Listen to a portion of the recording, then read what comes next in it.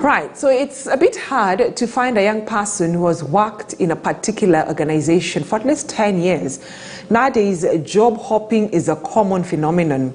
On this week's Captains of Industry, we share some strategies for those who are eyeing the C-suite office. Mohamud Mohammed Bule is the CEO of Agricultural Development Corporation. Here's how he moved from the regional office to making decisions at the head of ADC.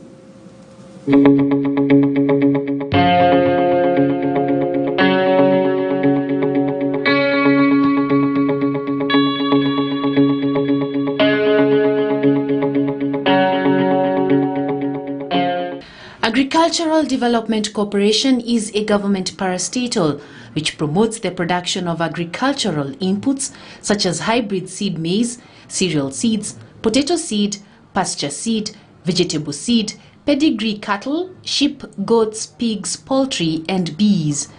Mohamud Mohammed Bule is the Chief Executive Officer of Agricultural Development Corporation. Bule is a Ford Fellow and has held key positions in the livestock and agriculture industry. Mohamud is a member of the Environmental Institute of Kenya and also has accreditation with National Environmental Management Authority as an environment impact assessment expert. When you look at climate change, to what extent has it affected Kenya, especially when it comes to food security? Climate change is a reality all over the world. It's a global issue. It's a global concern, and we always advise that we have to think globally but act locally. To what extent it has affected Kenya is to a large extent. I think in the corporation that I had, we always lose about 30% of our produce to environmental issues, and the climate change is a factor. And we try to mitigate, and mitigation factors are many. And in some areas we try to combat the drought by having irrigated agriculture, and also supplies to our livestock. Our livestock are far and wide, in Matara in Laikipia to Galana in the coast region.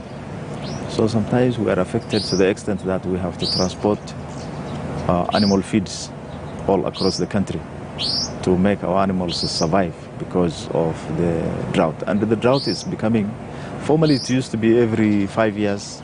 It has now come to every 4 years. Now it is every 3 years. Now it might become every year very soon. So it's a real challenge.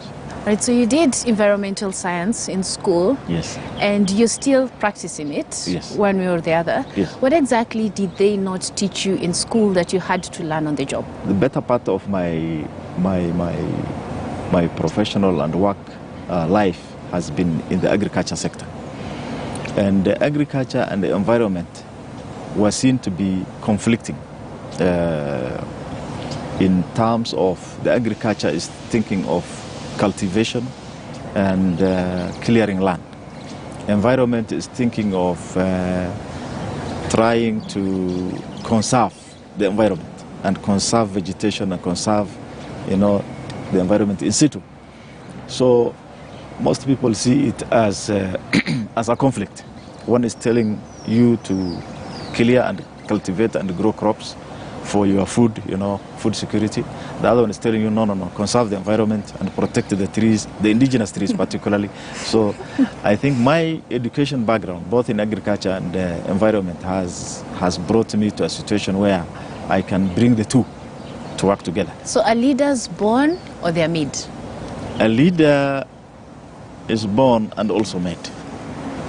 Leadership rarely can it be taught in school, because most of the administrators I have seen who are very good administrators were not very good administrators because of classroom teaching.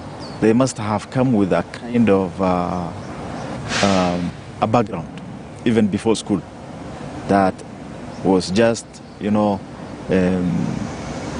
well-crowned in school again.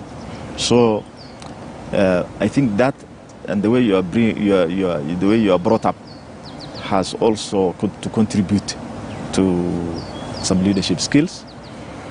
And then in education, it only perfects that leadership that you were born in. So what kind of legacy do you want to leave behind?